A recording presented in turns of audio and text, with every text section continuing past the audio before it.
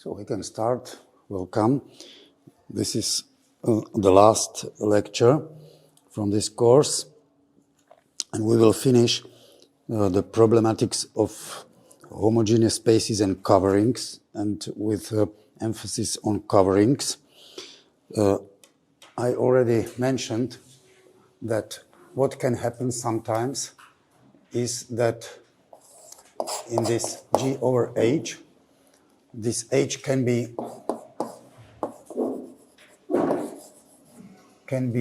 discrete, and then the situation changes that in standard situation we had the picture like that. Here was GH, here was H, here was somewhere E, here was G, here G, and here also E.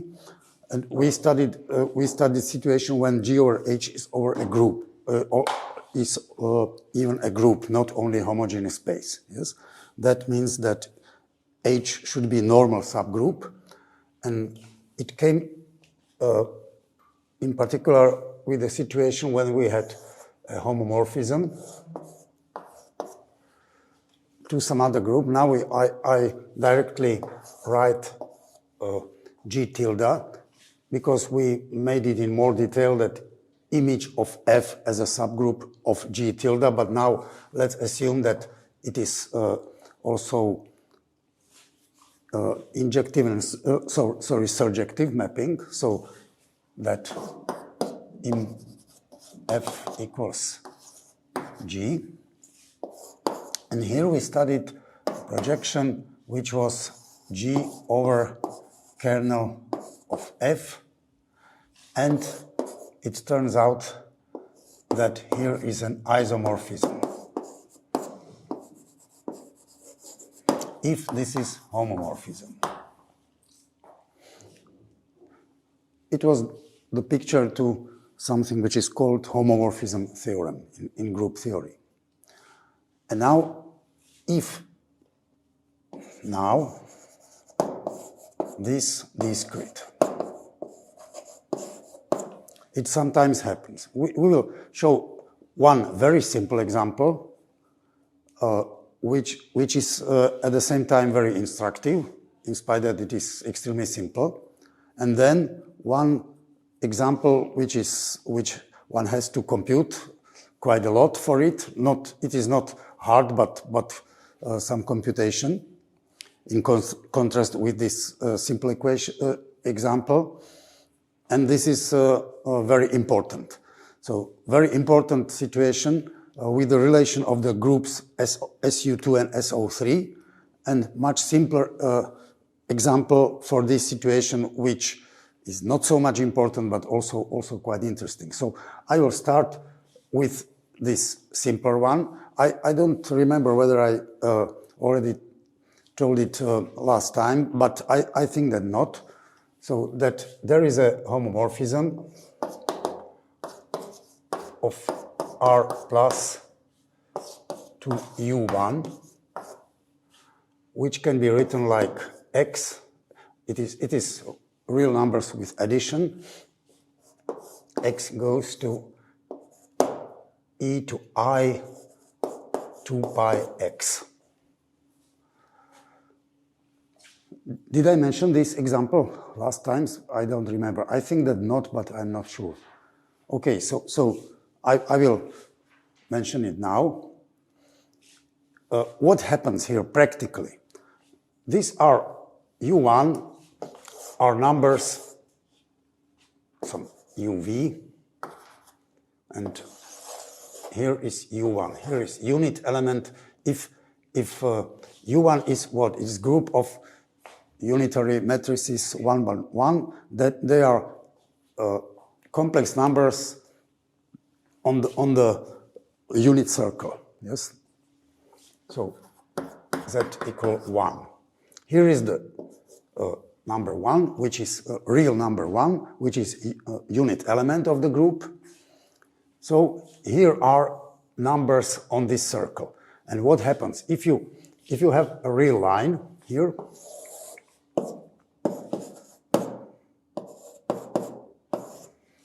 Here is 0 somewhere, here is 1, say 2, and so on, -1. So if you put 0 here, you are in the unit element. And when you go in the interval from 0 to 1 in this direction, the image of this mapping goes along this circle and comes back to unit element. Yes? From here to here, you circle once this circle, in circle once. So then going from 1 to 2, the same thing. From 2 to 3, the same thing, and so on. So it is infinite encircling of this unit circle by a real line, this mapping. And we can check that it is homomorphism. Yes, that if you put the group operation, which is x plus y, it goes to e to I 2 pi x plus y, which is e to I 2 pi x times 2 pi y. So multiplication is preserved by this mapping. So it is a group homomorphism. And at the same time, it is very interesting from topological point of view that what happens there, as I described here. Namely, what is kernel of this F? They are all x's which are mapped to unit element.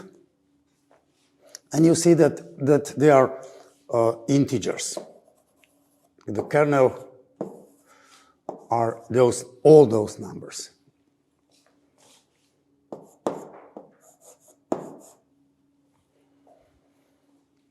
It is a subgroup of all real numbers.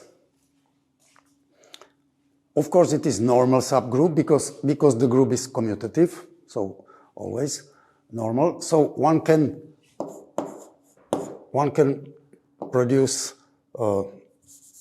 R plus over this kernel, which is R plus over Z. And from homomorphism theorem, we have that it is the image of this mapping, but the image of this mapping is the group U1. So we have this picture, and also this picture, but the situation is different that we typically used. That here we'll have G, which is this R plus, and here we will have G over kernel, which is U1. So the U1 is symbolically this circle. For example, let here be this number 1 on the circle. It is just a symbolic picture. Yes. Now, what is above this number 1? All integers. Yes. So here is somewhere 0, 1, 2, -1, -2, and so on. Infinite set of integers. What is, for example, on the other side, also some set of, for example, it is visible that what is above this point, they are the points in the middle between integers. Yes, here, and so on.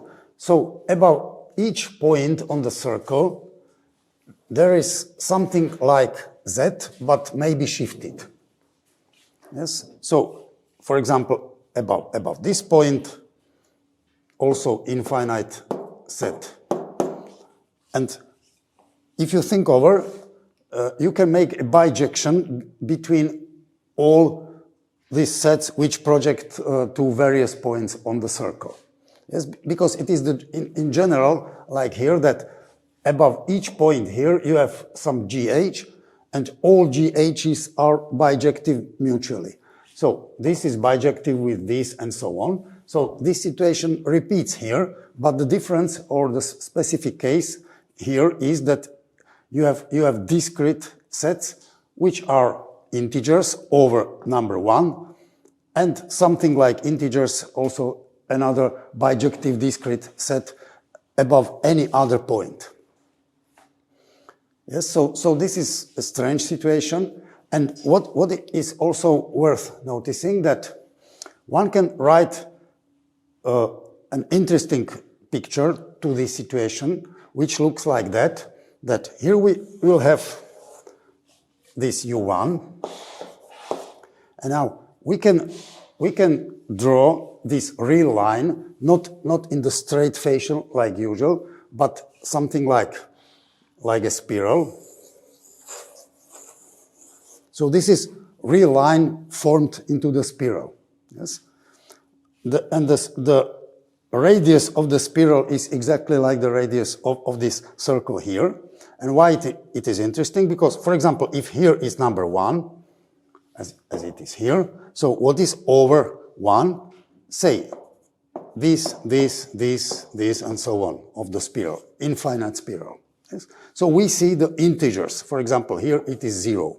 Here it is -1, -2, and so on, +1.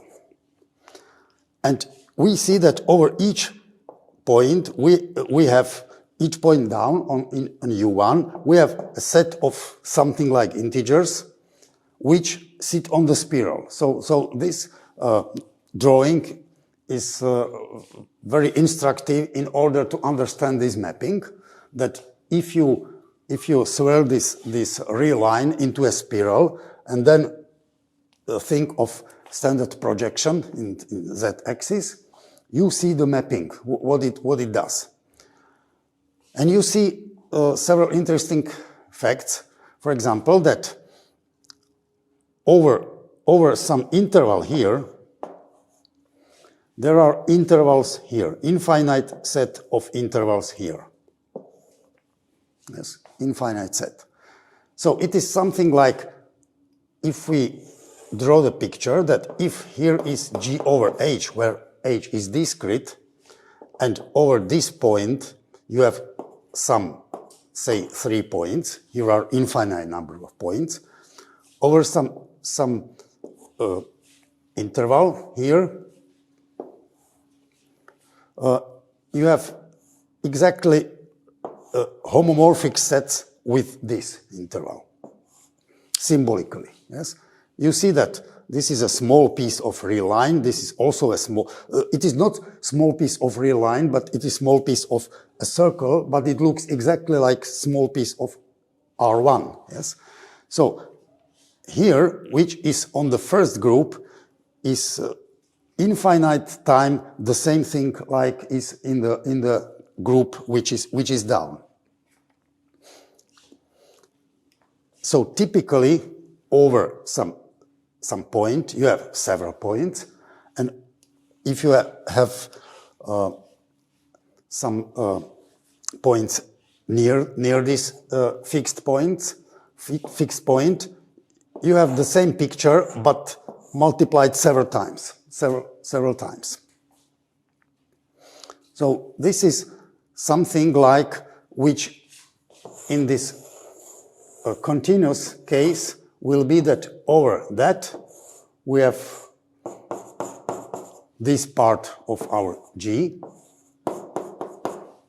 Yes, but now we have no continuity in this dimension, but only in this dimension. Here it is continuous, but in this dimension it is discrete. Yes? So instead of something which is continuous in 2 dimensions, we have something which is discrete in the vertical dimension and continuous only in this symbolically horizontal direction. And these guys here are called sheets.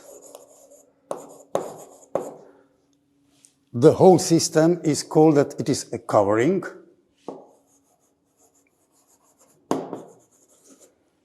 So this group R covers the group U1 by definition.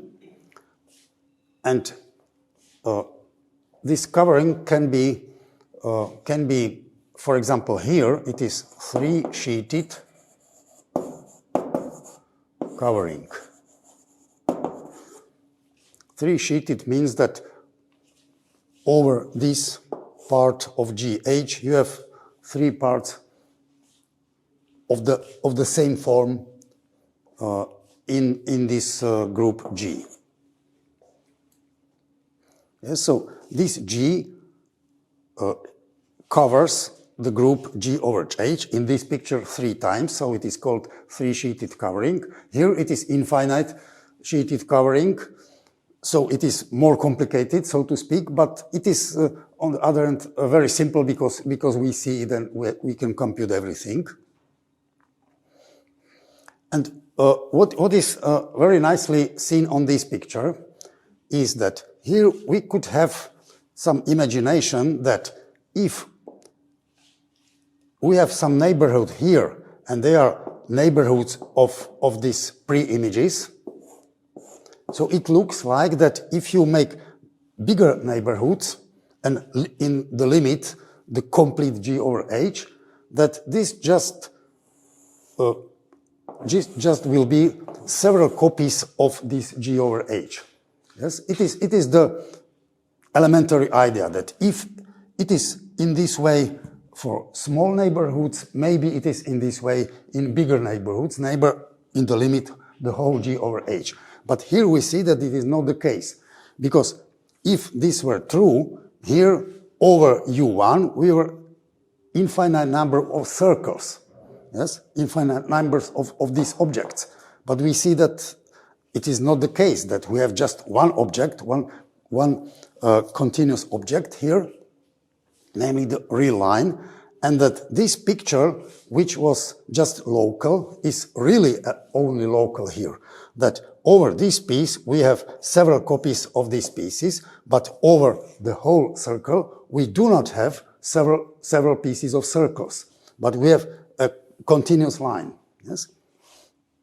So this is typical for coverings, and this is the reason why the concept of covering is important and non-trivial, that if they were just several pieces of U1, several circles, it will be just a Cartesian product. Cartesian product of this circle and some discrete set. But it is not a Cartesian product because it is only locally Cartesian product. This can be treated as Cartesian product of this and 3-point set. Yes? But as a whole, this G is not G over H and Cartesian product with 3-point set, because we see here the nice counterexample that it can be much more complicated. The situation here in this sense is essentially complicated thing. Yes, that we have one real line projected to some circle, and what is above some pieces of circle is simple, but what is above a whole U1 is not so simple. It is surprising that it is just one real line in the form of the spiral. And something like this is typical for coverings. That's why coverings are non-trivial and interesting, and they should be studied. And we will study one concrete case, which is at the same time non-trivial, very important for physics and so for mathematics. And this is the covering of SU2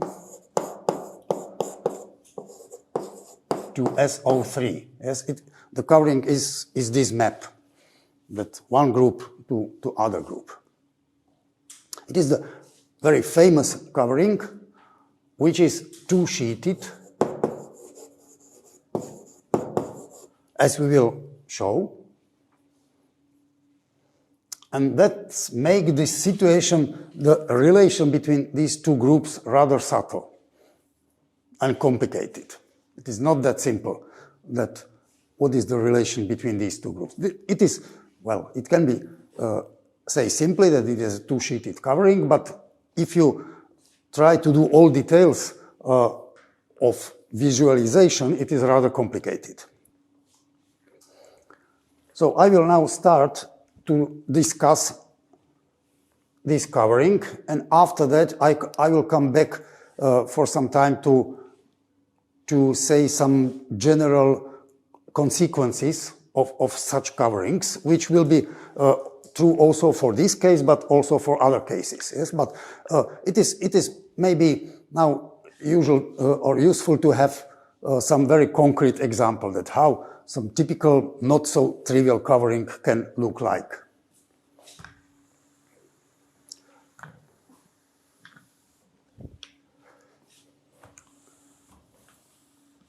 So we will study such an object for the beginning. Very simple. It is some linear space, namely, they are 2 by 2 complex matrices. This is this 2 and C, 2 by 2 complex matrices. H means that they are Hermitian, 2 by 2 complex, and the 0 means that trace 0, traceless matrices. So very simple object. 2 by 2 complex Hermitian traceless matrix. So we can find all of them. It is quite easy.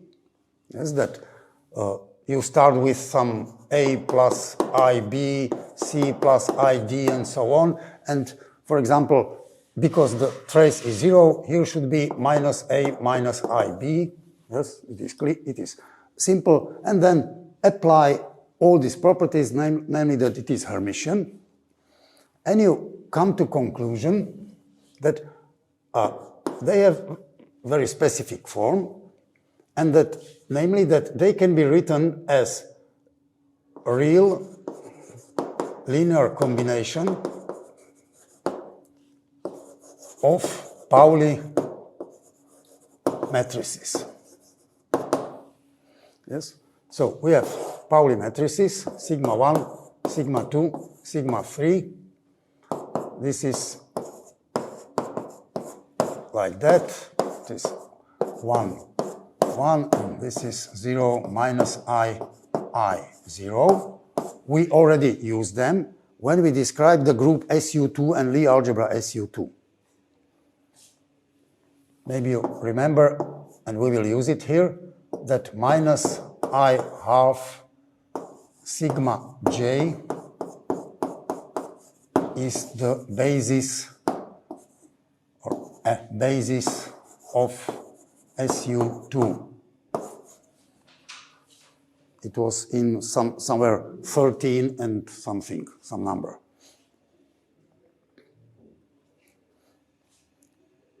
So have a look on these three matrices, and you see that all of them are complex in general, because here is I.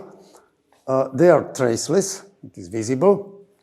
They are Hermitian, it is also visible if you think it a little bit. And you can show by this brute force method that just linear combinations of this is our general matrix. Yes. So we can write this linear combination as xj sigma j, where these x's are real numbers. But this means that we have a bijection between these x's, and we can treat it that they are from R3 and they are from H0 to C. So actually by this simple computation we see that there is a bijection between these two spaces. And from the formula, we see that it is a linear isomorphism.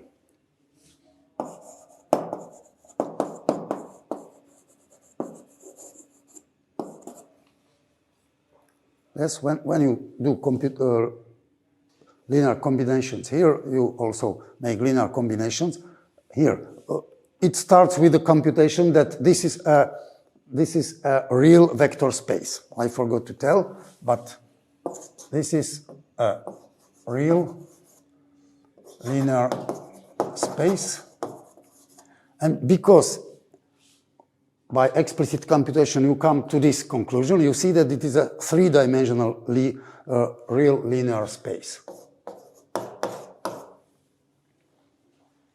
So we can check explicitly that if my matrix A and B are from this, whether A plus lambda B is again from this, and you check that it is, yes, before you know how they look like.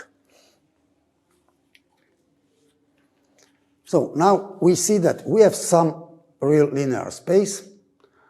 We see that it looks like that. We see that it is a bijection with the most simple three-dimensional linear space, R3.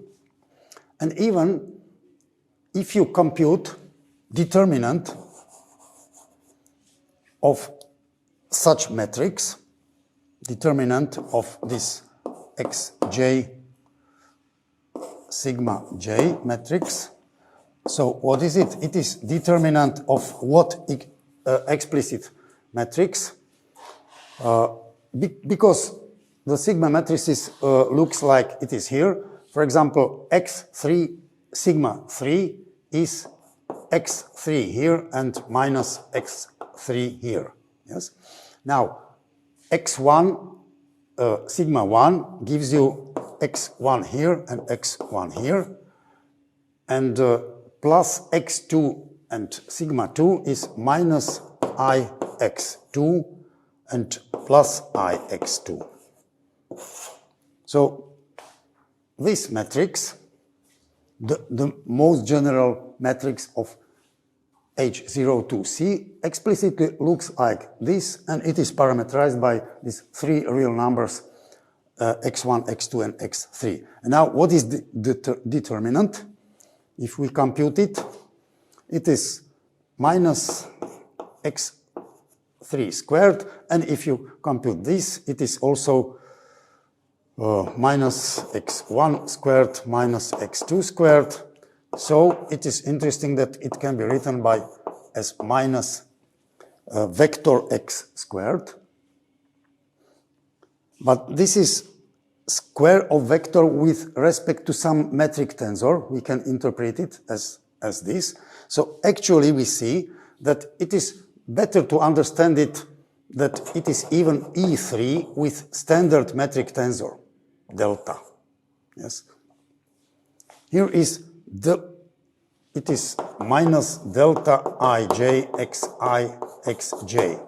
So we can read off this metric tensor from determinant of this matrix.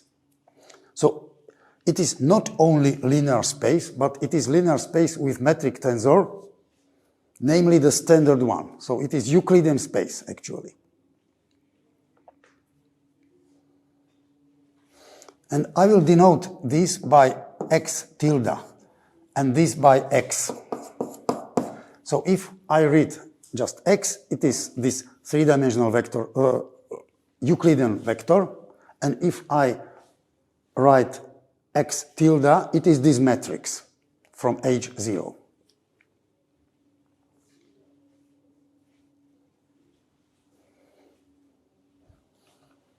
So we just incorporated information about Euclidean space to some strange linear space of 2 by 2 matrices, nothing more, yes, yet. That instead of standard Euclidean space, we have some 2 by 2 matrices. Now, why this is useful? Because if you think of SU2 now, they are also 2 by 2 matrices with some property.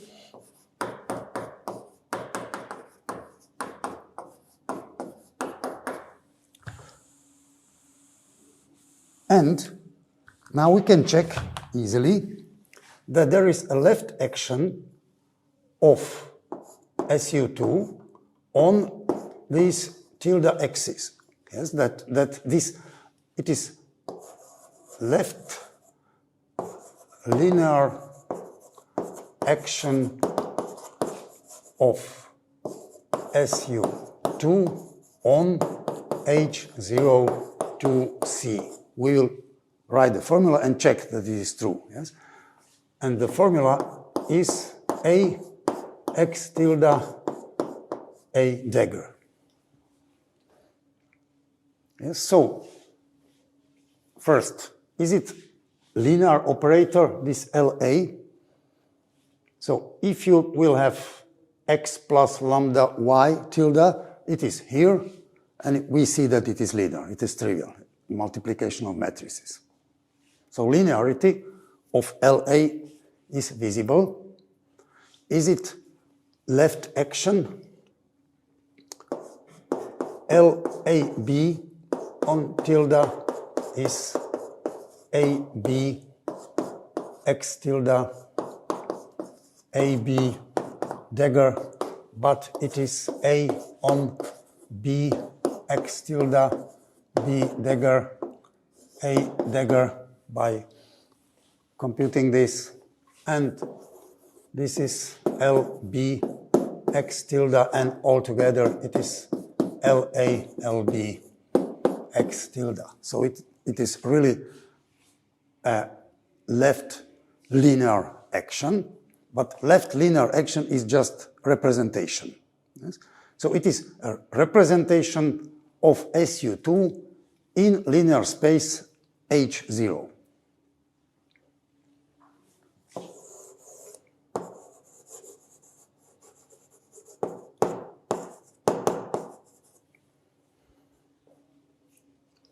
And this is real three-dimensional space, so we have some real three-dimensional representation of the group SU2 given by this formula.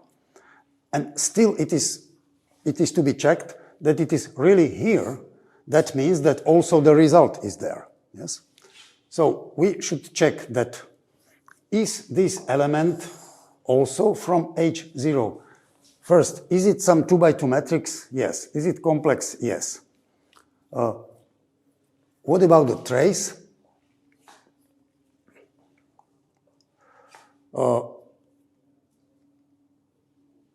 The trace of A, X, and A dagger, because can be written like that. You know the property of traces.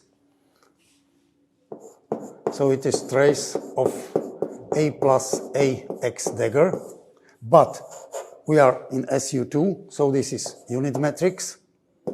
So it is the trace of X tilde, and it is 0 by assumption. So if you start with traceless matrix, after this action, you will also end with traceless matrix.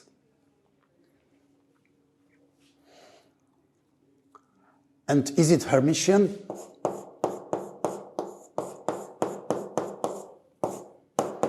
Dagger is dagger, dagger, X dagger, and A dagger. But this is A and this is X because it is Hermitian. So the result is this. So it is Hermitian, really, yes? So we checked that really this sentence is true, that by this simple construction, we have some representation of SU2 on SO3. Now, what is the basis? We want to compute matrix elements of LA. So we should apply it on basis of this linear space. But what is basis? If this is the most general element, so sigmas are basis. Yes.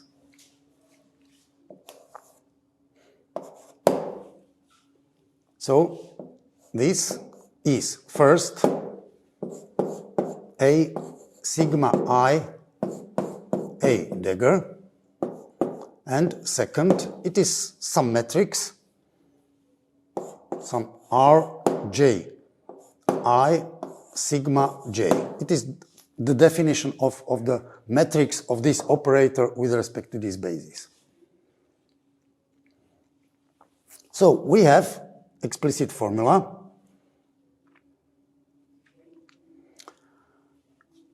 that this should be this, and we can compute explicitly now these matrices. And how to do it? We will use explicit parametrization of our A's. So you remember, maybe I will find the number of the exercise. It was probably 11.7.12.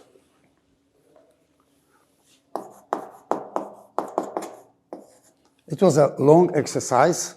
I think that it was done on exercises by somebody, which computed Lie algebra of SU2, exponential mapping, and one-parameter subgroups and everything.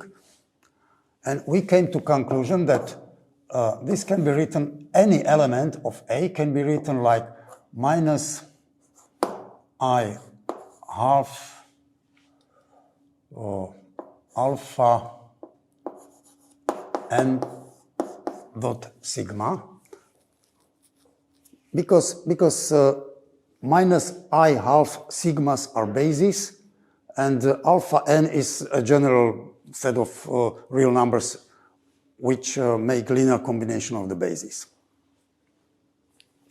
But we also computed this as a resulting matrix by by summing the series, and the result was that it is cosine alpha squared unit matrix minus I n dot sigma sine alpha squared. So this is a result from 11.7.12, which is now very helpful.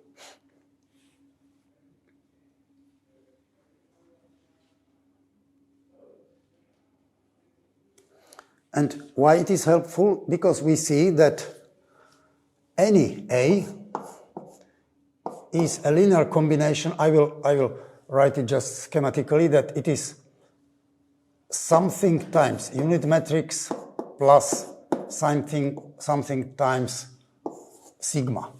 Sigma 1 plus something sigma 2 plus something sigma 3. Yes?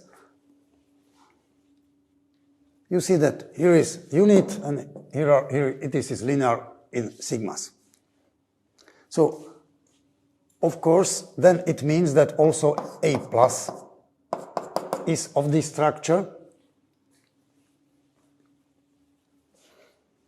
So if you multiply this object here, here is one part with 0 number of sigmas and one part with linear in sigmas. Here is another sigma, and the same here.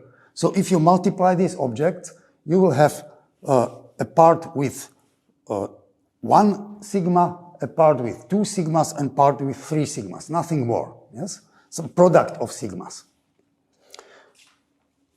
And now sigma matrices are really beautiful. They have a lot of interesting properties, and one should know them, or to know where to have a look. And the most important maybe is that if you multiply two sigma matrices, you can write it like, or maybe it will be better AB, because here we will have it is minus I epsilon AB C sigma C. So once again, it is interesting that when you multiply two sigma matrices, you obtain a part without sigma matrix and a part linear in sigma matrix. Yes? So it is clear now that when you multiply 3 sigma matrices, what happens? It is this object multiplied by sigma third one, and it is what? In combination with unit matrix, it is linear in sigma, and here there are 2 sigmas, but 2 sigmas can be converted to 0 sigmas and 1 sigma. So any number of sigma matrices, when you multiply them, you can decompose it with, as a term with 0 sigmas and 1 sigma. Yes, 3 dots. It is delta AB 1 minus I epsilon AB D sigma D multiplied by sigma C, which is delta AB sigma C minus I epsilon AB D sigma D sigma C, and this is delta DC1 minus and so on. So it can be easily computed. And now we will need for this computation that what are traces of various combination of sigma. So we know that trace of sigma is 0 because we used sigmas for expressing any element from age 0 with 0 trace. So it has 0 trace. Now, what is the trace of product of 2 sigmas? It is the trace of the right-hand side of this expression. Yes? By the way, the proof of this expression is brute force. There are just 9 results. Sigma 1, sigma 1, sigma 1, sigma 2, and so on. And you check that it can be everything put to this simple formula, which is very useful. Now, trace of this is trace of this part plus trace of this part. Yes? Trace of the second part is 0 because it is linear in sigmas. And what is the trace of the first part? It is delta AB trace of unit matrix, which is number 2. So it is 2 times delta AB. Now, what is trace of 3 sigmas?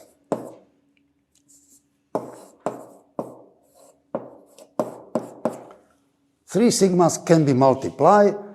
You will obtain a part without sigma and a part with 1 sigma. The part with 1 sigma gives you 0 trace. The part without sigma is proportional to unit matrix, which has trace 2. So you can compute it once again. And it is some epsilon ABC, maybe with number I. I do not know explicitly, but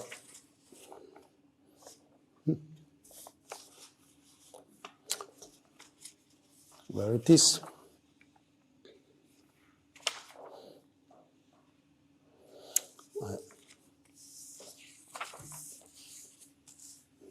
I do not have it here. So, but I think that it is I here. I do not guarantee. Have a look to the book. And also it is useful to know, I don't know by heart, but sigma B, sigma C, and sigma D. For dots, there are some deltas, yes? Because there are 4 indices, so epsilon couldn't be there, but there are some delta, delta, and minus delta, delta, and something like that.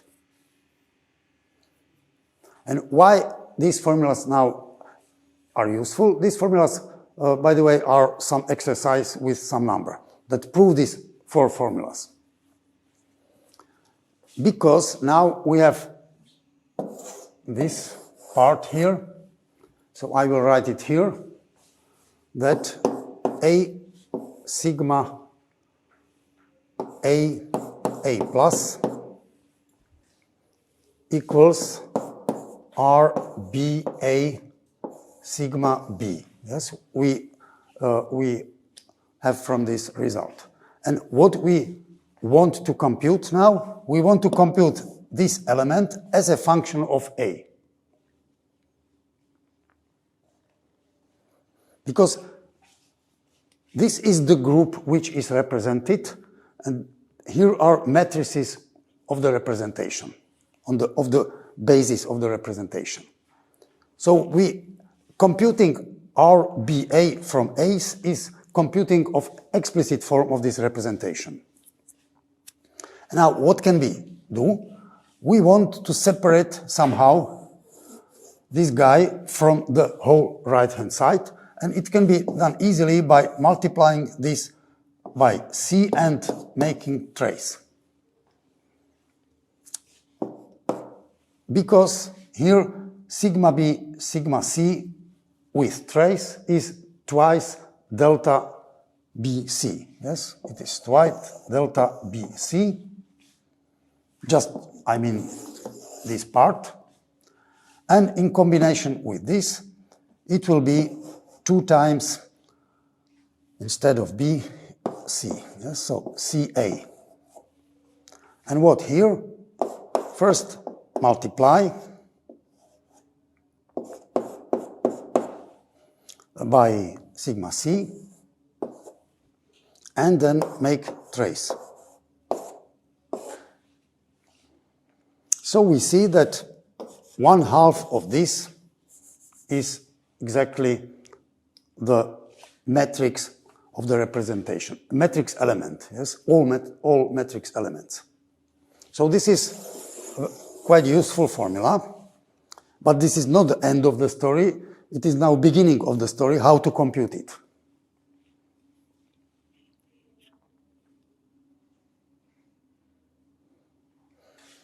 And maybe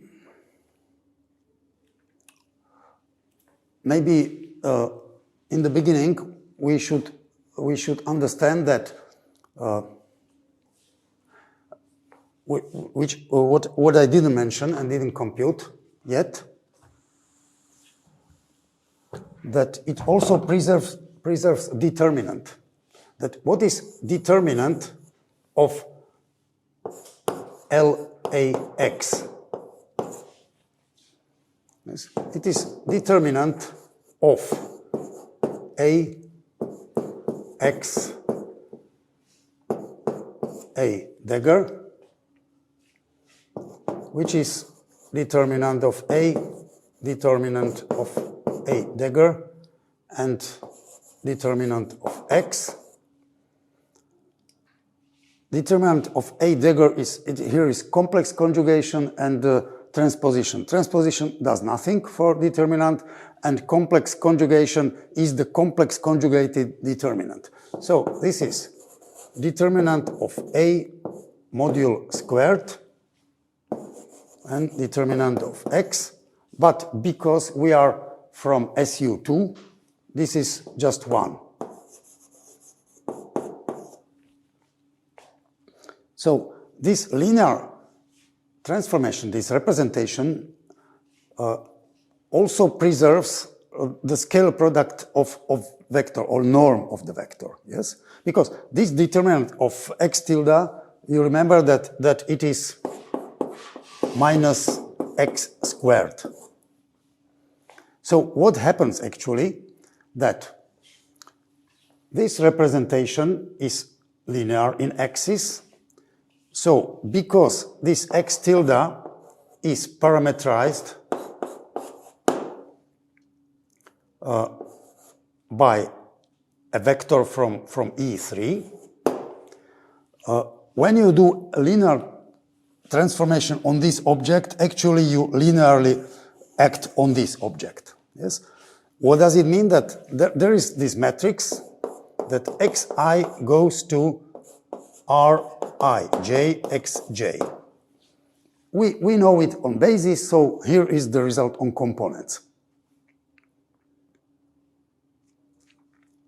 And now we see that this linear transformation preserves scale product of norm of this vector.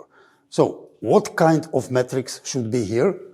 Such which preserves scale product in E3, and that means that it is an orthogonal matrix. Yes, so our matrix is from O3 because it preserves norm of vector. O3 has two components.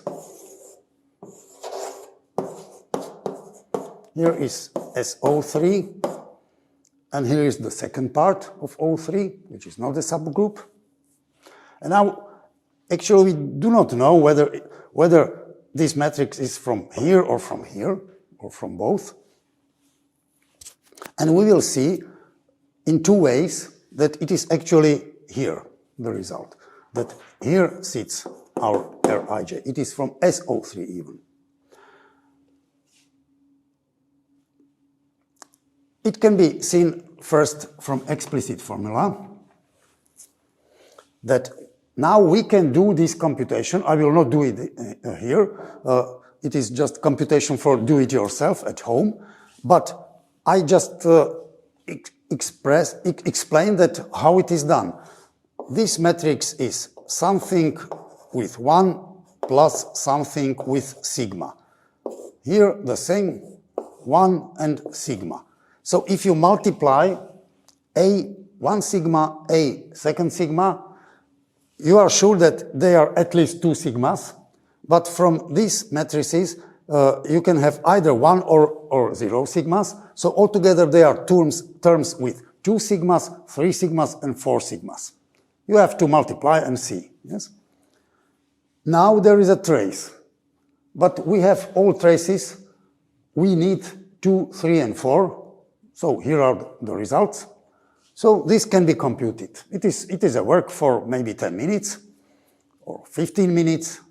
And you can compute all traces needed and compute explicitly what this matrix is for A parameterized in this way. Yes, here is our A. So our A is parameterized by alpha and n, nothing more. Yes, so if you do this, you will obtain a formula that in terms of alpha and n, these matrix elements of this matrix are. We know that it is orthogonal matrix already. We do not know whether it is matrix of rotation or rotation combined with determinant -1 matrix. But because we are able to compute it, we can see. Hopefully I have it here, yes. I will write the formula. It is a little bit long. So I will write AB element. It is delta AB cosine alpha plus 1 minus cosine alpha NA and B and minus epsilon ABC and C sine alpha. So this is the result of this, say, 15 minutes computation. And now there is something interesting on this result that maybe you do not remember, but we already had this matrix sometimes. Exactly, maybe in, this is about SU2, but the neighboring exercise, I think that it is 13, either 13 or 11, but I think that 13 is about SO3, Lie group, all details, all necessary details about SO3, and there is also this matrix, because this matrix is exponential of alpha n dot L AB.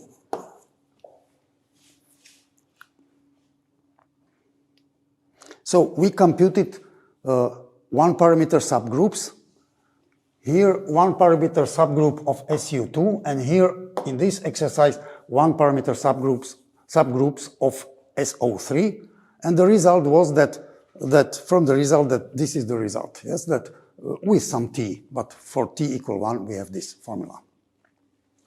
So we do not see this formula for the first time, we already had it, and it is very important formula because you can compute what it does with vectors.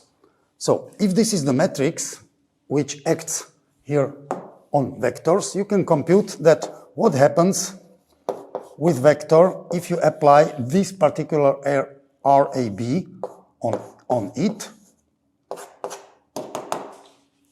And then you can understand what this formula does. And after this computation, an explicit formula for R, which was done in this 11.7.13, we came to conclusion that this is nothing but a matrix of rotation by alpha around n. Rotation. The matrix of rotation by alpha around n can be computed elementary by some vector and scalar products. You can just draw a picture that what it is a rotation, and then by some scalar and vector products compute the matrix. And you see that it is exactly this matrix. So from this computation we see that the R matrix is not from the whole O3 orthogonal group, but SO3, because it is rotation. So we came to important formula that we have a mapping F from SU2 to SO3, which maps the matrix. It is arbitrary matrix, but parameterized in this way. And the result is E to alpha n dot L, which is exactly rotation matrix by angle alpha around n. Yes, so this is explicit formula of the homomorphism, because it is a representation, that this is from SU2 and this is from SO3.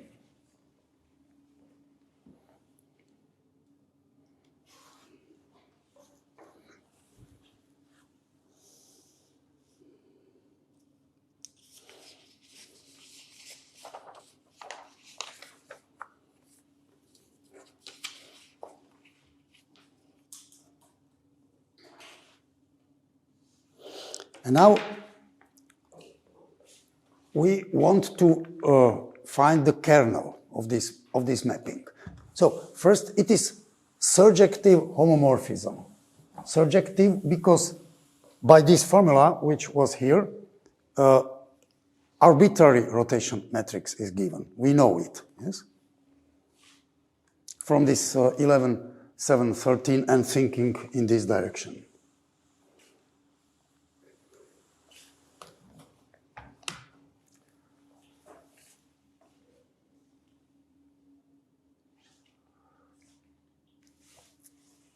So now we see that this matrix, which can be written like cosine alpha half unit minus I n dot sigma sine alpha half maps by F to rotation matrix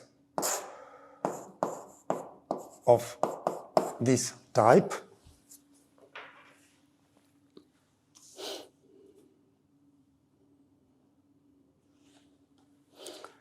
And now we want to study that which matrices in SU2 go to unit matrix, what is the kernel?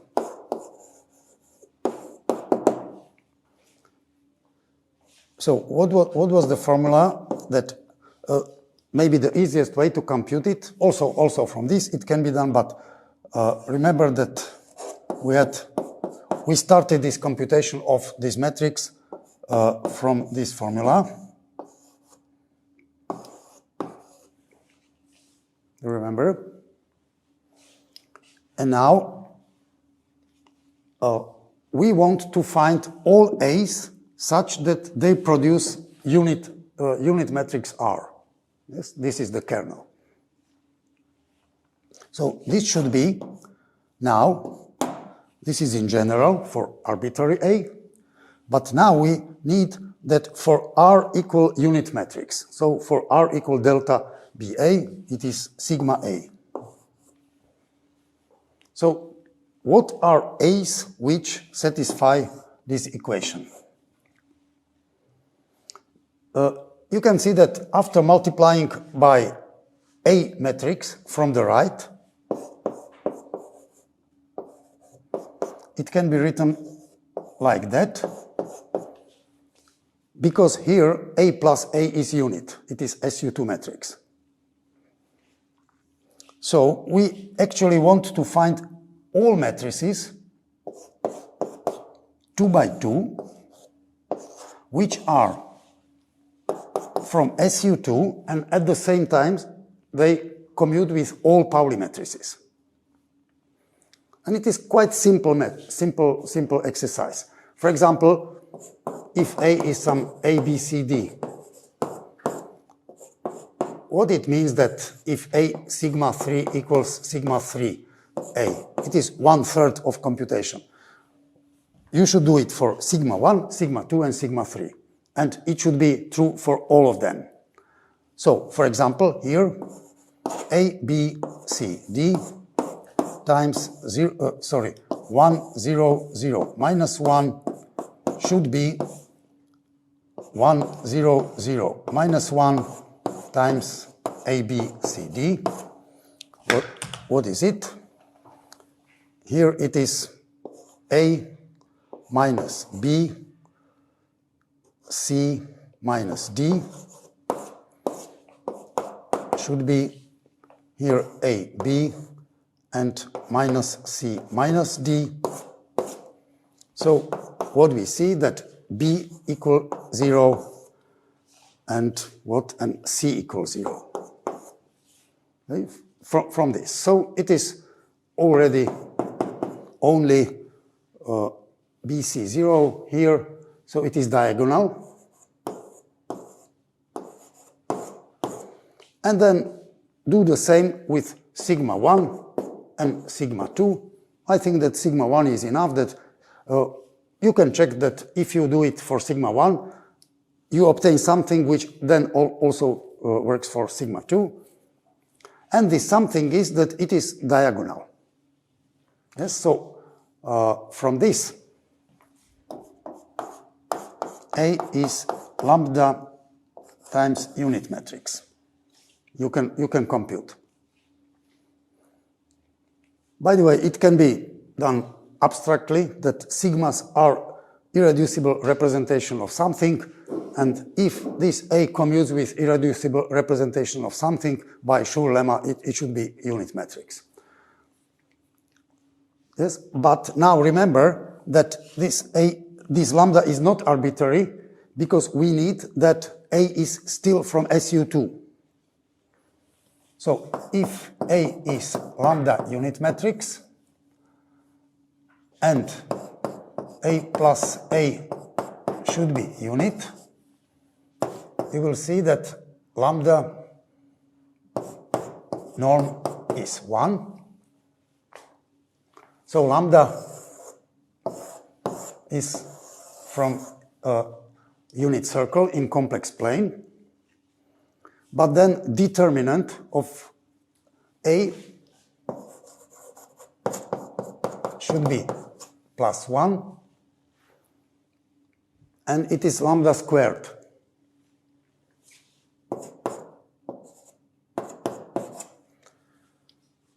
and there are just two solutions, here and here. So check that the solution that this matrix is from SU2 is that lambda is either 1 or minus 1. So A is plus or minus 1. Yes, so this is the kernel of our F. What is the most interesting that it is discrete. That it is a subgroup, this 1 and minus 1 is a subgroup of SU2, which is isomorphic to Z2, because all two-element groups are isomorphic, and also all three-element groups are isomorphic.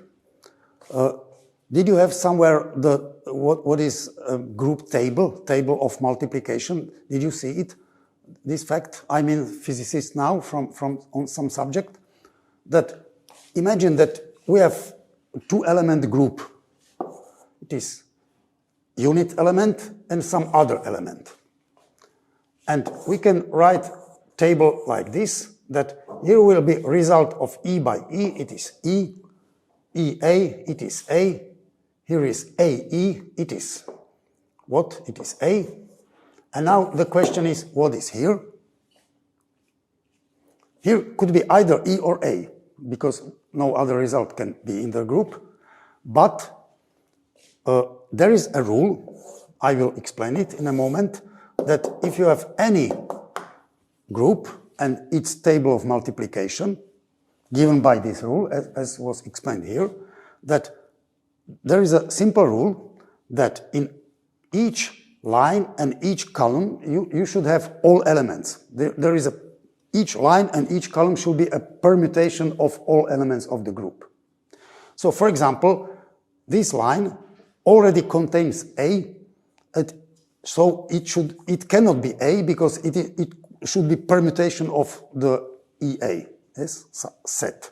So here should be E because here is then AE and here is then AE also. It cannot be A because it will be twice A. It is like Sudoku, that very, very simple computation. Do the same thing for A, B, 3-point group. This is clear, and there are 4 unclear points, results. Here could be, for example, we see that here cannot be what? A, yes? But still can be B and E. But here it is clear because it cannot be A here, it cannot be B here. So only E is a solution of our Sudoku, and then A used, E used, only B free. A used, B used, only E. B, E, only A. So what we see that all three-element groups are isomorphic. They should have this table of multiplication. And all two-element groups are also isomorphic. They should have exactly this table of multiplication. So because we have two-element group, one element is this, one element is this. So the table should be 1, minus 1, minus 1, and here should be 1. Yes? And one of 2-point groups is Z2. Do you remember Z2? I did Z3 last times by Z2 is Z over 2Z. We have this situation, I think, for number 3 instead of 2. Do you remember? So Z2 has just 2 elements. It can be treated like odd numbers and even numbers. And the table of multiplication should or must be this because it is 2-element group. So we have 2-element group. We can call it Z2 as a subgroup of SU2. notice that both these matrices can be treated as matrices from SU2, yes, but they are in the kernel of our mapping. What does it mean? The most important result, that SU2 over this kernel is isomorphic to SO3. So what we see, that SU2 is double covering of SO3.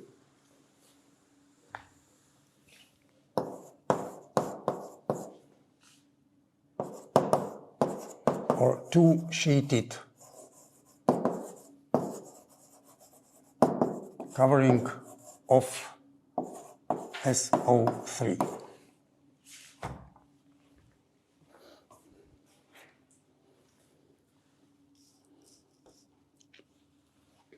Yes, so the situation is like that, that here is somewhere some matrix R from SO3, and here is SU2, and what is over this R? There is some A, and it is the whole left coset here, so A and A multiplied by the whole subgroup, this one. So A multiplied by 1 from the right, and A multiplied by -1 from the right. So it is minus A. Now, if you have a look, for example, to this formula, it is clear that if you put minus A to this formula, you obtain the same R. Yes? So the real value of this result is that nothing more, that if A gives you this matrix R, then it is clear that minus A also gives you the same R, but it is not clear whether there are some other possibilities, and there we prove that no, there are no other possibilities, just A and minus A are pre-images of given R. So it is function of R as a function of A, but the same R you obtain from minus A, but no more. And what it means that a neighborhood of this R has two pre-images, which looks completely similarly. It can be proved that it is a homomorphism, that at bijection, yes, bijection of this guy to this guy, and also this guy to this guy. So there are two separated pre-images, nothing between, yes, because they are discrete. But it is not true that SU2 is just twice SO3, that there is one copy of SO3 and the second copy of SO3. It is not true. What happens really, that you can find a curve within SU2, it can be easily done, that you will go in your this sheet and somehow come back and you finish in the second one.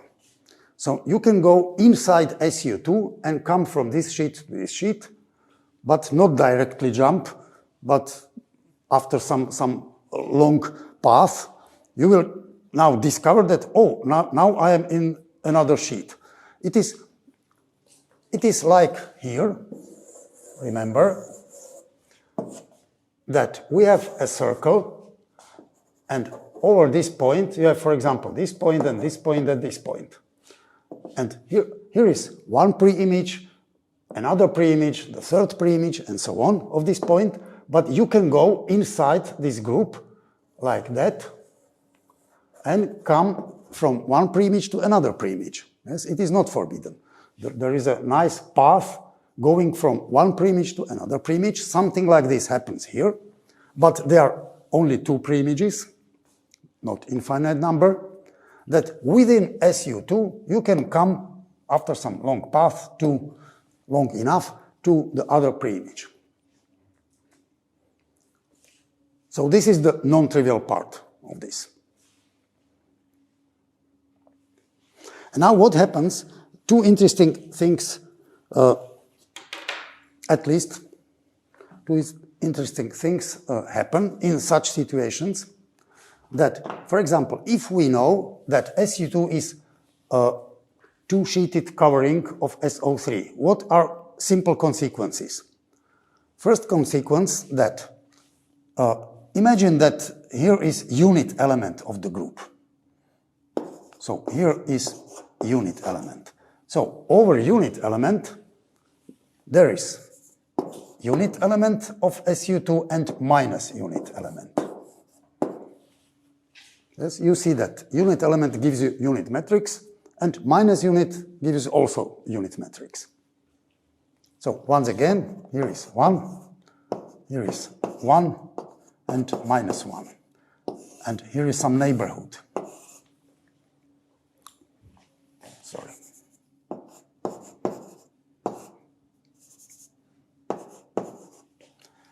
Now, we want to compute Lie algebra of this group, SU2 and SO3. What we use for computation of Lie algebra? Just a neighborhood of unit element, nothing more. You remember that what is a Lie algebra? We studied elements which are very near to unit element, and we compute something and we obtain Lie algebra of the group. So Lie algebra doesn't feel anything like which is not very small neighborhood of unit element. Yes. So here is small neighborhood of unit element of the second group, and here is a small neighborhood of the unit element of the first group. But remember that this mapping is a homomorphism. Now, it is not isomorphism because just two pieces are mapped to one piece, so it cannot be isomorphism. But if we restrict to one sheet, it is both bijection and homomorphism, so it is local isomorphism officially, yes? So actually you can treat it that the small neighborhood of unit element here is isomorphic, not completely, but locally isomorphic with small neighborhood of this unit element. And this means that the computation of Lie algebra comes to the same thing, isomorphic Lie algebras. So SO3 is isomorphic to SU2. This happens always for coverings. If you have several sheeted covering, you just use this neighborhood, which is the neighborhood of unit element and not the other ones. So then there is an isomorphism for computation of Lie algebra, and Lie algebras of these two groups are isomorphic. So Lie groups are not isomorphic, but Lie algebras are isomorphic.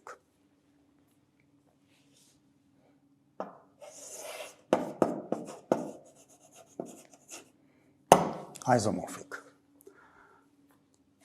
In spite, the crucial thing, in spite of the fact that SU2 as group is not SO3, but small SU2 is SO3, yes?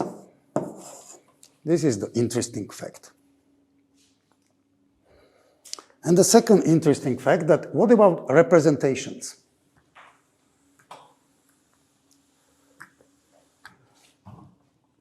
The situation is that here is SU2, here is this F to SO3,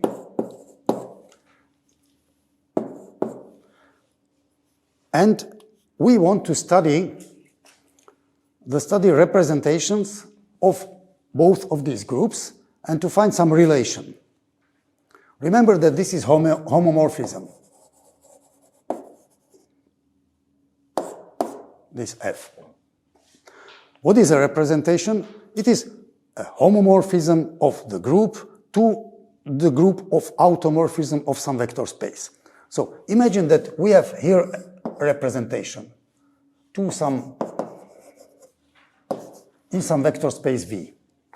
And the question, so we have a representation of this group, but not of this group. And the question is, can we construct representation of SO3 somehow from this representation?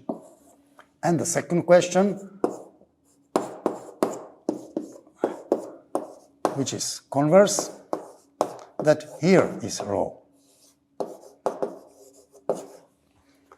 So the question here is there some arrow here? And the question here, is there some natural arrow here? Yes, so it is the question that if we have representation of SO3, can we construct from this representation also representation of SU2? And here, if we have representation of SU2, can we construct representation of SO3 out from the first one? And the question is, yes, if you can compose these maps, because both of them are homomorphisms. So if you can compose the arrows, the answer is yes. If you cannot, the answer is no. So we see that here it is no problem. It can be composed. And what problem is here? Can be obtained these arrows from these two arrows?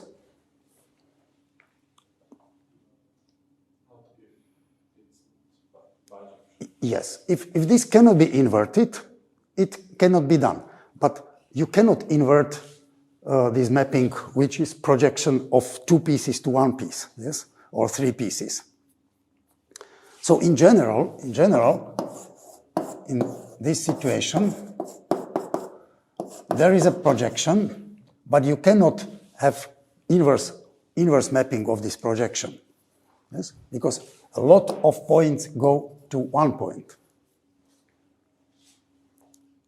So there is no f2 minus 1, and also even not only that there is no f2 minus 1, but if there would be canonical choice of going to some particular sheet, it will be enough, but there is no rule how to go to some sheet and not to other sheets, yes? So that's why this cannot be inverted, and that's why this doesn't exist, but here is yes. It is just composition.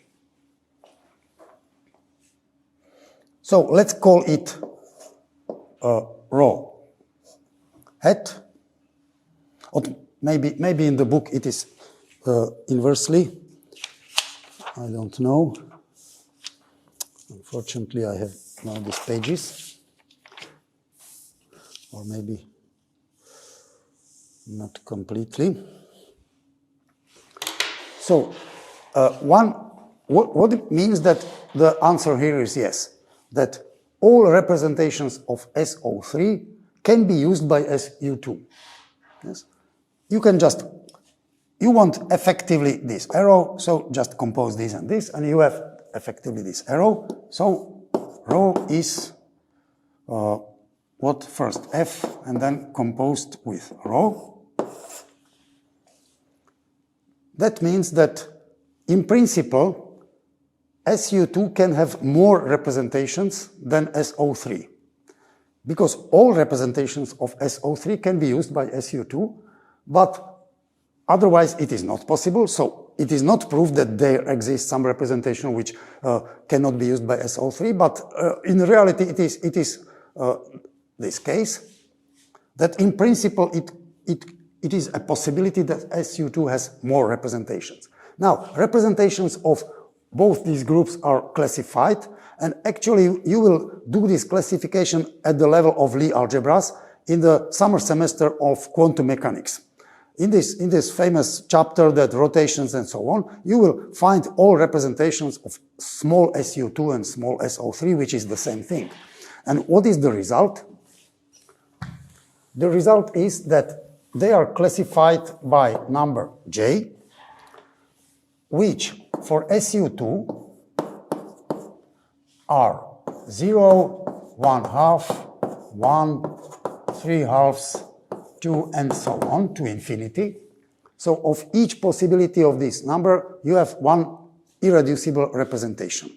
You will see it at summer semester of quantum mechanics.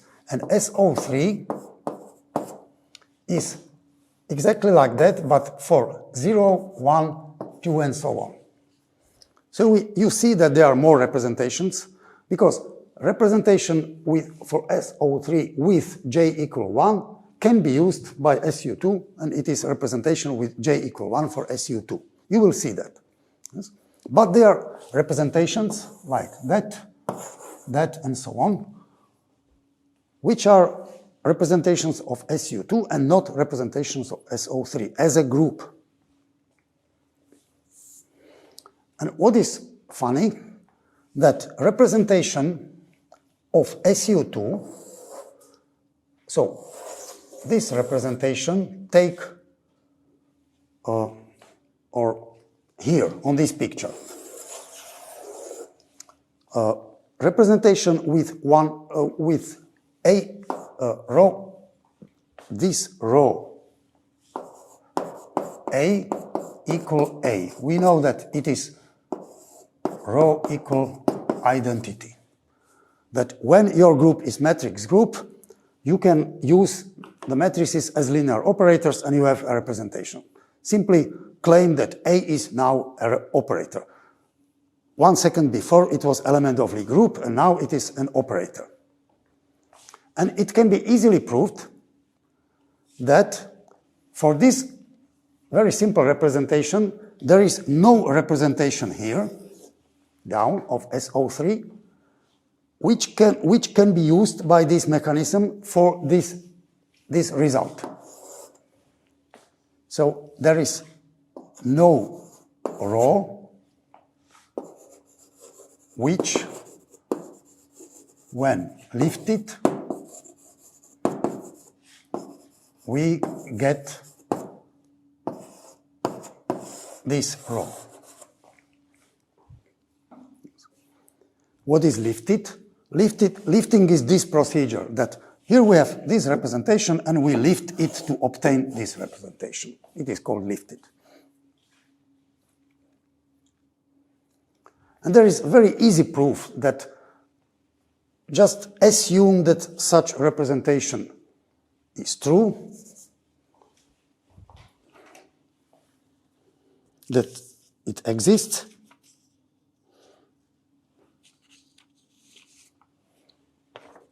yes, so we assume that this row exists.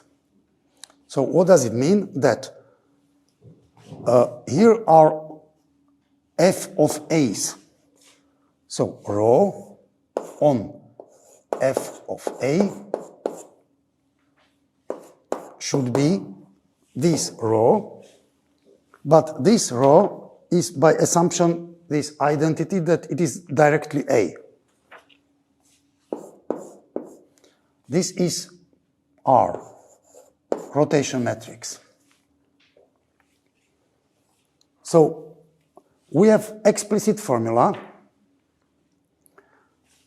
for all this on the left-hand side. It was here somewhere. Yes, that you can use this explicit formula and compute that. Then, if you take A with alpha equal 2 pi, or yes, 2 pi. So for R, rotation about for 2 pi is unit matrix. So row of unit matrix should be something which compute from it. I will write you the number of exercise when it is done, if I will not able to finish it. 1338.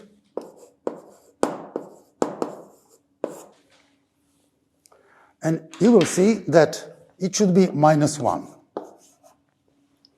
Yes, so use the explicit formula for A and row A and all that, and put there 2 pi instead of alpha. So for rotation matrix, a rotation about 2 pi is unit matrix. So you will obtain that row of unit matrix, and computation shows you that it should be -1. But it is not possible. It is contradiction. Why? Because representation should be homomorphism. So unit element always should go to unit element. And what does it mean, this contradiction? That this does not exist for this representation. There is no representation of SO3, which when lifted will give you this simple representation of SU2. And something similar can be proved for this higher J. There is also interesting thing about topology of these groups. I have no time to describe this. And topology, algebraic topology of manifolds can be studied using algebraic topology, which has one part, small part of this, is study of loops in your spaces. That what about loops and whether they can be shrinked or not. If they cannot be shrinked within your space, there is some loop, there is some hole in your space. This is the obstruction of possibility of shrinking your loop. And now, if you have this situation, that here you study loops, there are two possibilities. Either it is a loop here, or it is something like that here. Because if it finishes on the other point, other pre-image, after projection, it is also loop. So there are two kinds of loops. First of all, they finish at the origin, then they can be shrinked. But if they finish at our pre-image, they in principle cannot be shrinked here, because shrinking here means also shrinking of the pre-image. And shrinking this to 0 means that there is completely in this line, and there is no loop, because you have just 2 points. Yes, you cannot have a loop, continuous loop, which is just on this line. So this is the simplest idea to show that there are two kinds of loops. One kind of loops can be shrinked in this manifold, and the second one cannot be shrinked. It is something non-trivial. But I have no time to go in this direction more, but if you are interested, algebraic topology and contractions of loops and so on. So thank you for your attention.